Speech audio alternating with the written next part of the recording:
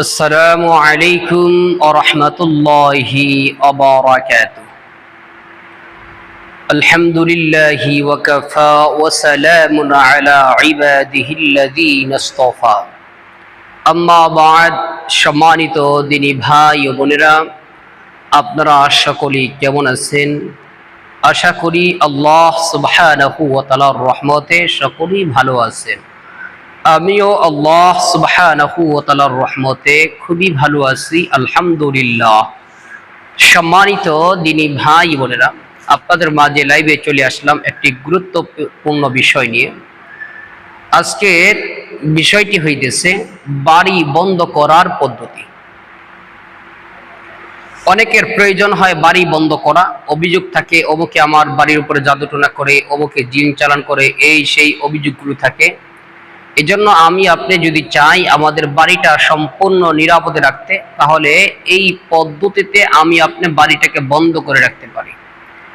এই পদ্ধতিতে বাড়ি বন্ধ করে রাখলে কি হবে, কেউ আমাদের বাড়ির ভিতরে কোনো জাদুটোনা করতে পারবে না, প্রয়োগ করতে পারবে না, কোনো জিন এরকমভাবে আমাদের বাড়িতে যাতায়াত করতে পারবে না, এরকম কাউকে আমাদের আহাল পরিবার পরিজনদের মধ্যে যারা আছে এদের কাউকে সমস্যা তৈরি করতে পারবে না ইত্যাদি।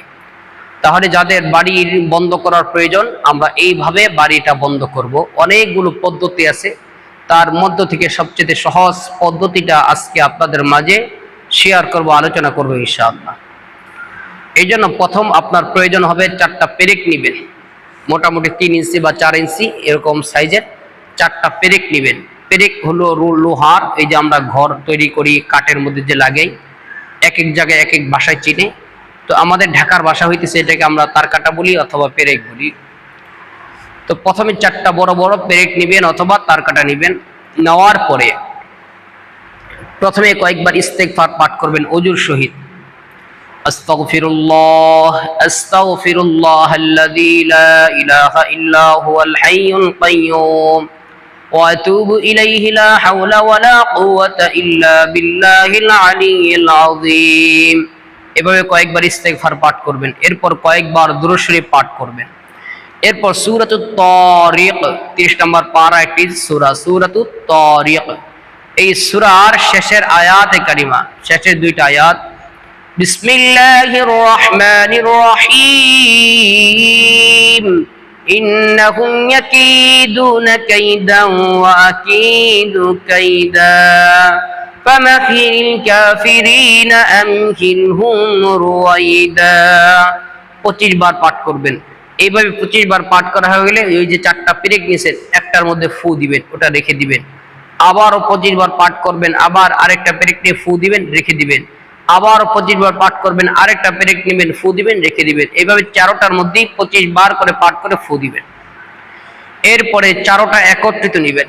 একত্রিত নেওয়ার পরে প্রথমে আয়াতুল কুরসি পাঠ করবেন 11 বার, ফু দিবেন। এরপরে সূরা ফালাক এবং সূরা নাস পাঠ করবেন 11 বার করে, পাঠ করা শেষ আবারও ফু দিবেন। এরপরে এই দোয়াটি পাঠ করবেন 11 বার, বিসমিল্লাহিল্লাযী লা ইয়াদুররু মা'a ইসমিহি শাইউন ফিল আরদি ওয়ালা ফিস সামাই ওয়া হুয়াস সামিউল আলীম। বিসমিল্লাহিল্লাযী লা ইয়াদুররু মা'a ইসমিহি শাইউন ফিল আরদি ওয়ালা ফিস সামাই ওয়া হুয়াস সামিউল আলীম। এইভাবে এই দোয়াটিও 11 বার পাঠ করবেন, ফু দিবেন। এরপরে পশ্চিম সাইডে আপনার বাড়ি থেকে যে পশ্চিম দিক যেটা, এই পশ্চিম সাইডে চলে আসবেন। পশ্চিম দিকের উত্তর সাইডে, উত্তর কোণায় আসবেন। আপনার বাড়ির তো 4টা কোণা থাকে, পশ্চিম সাইডে উত্তর দক্ষিণ, পূব সাইডের উত্তর দক্ষিণ।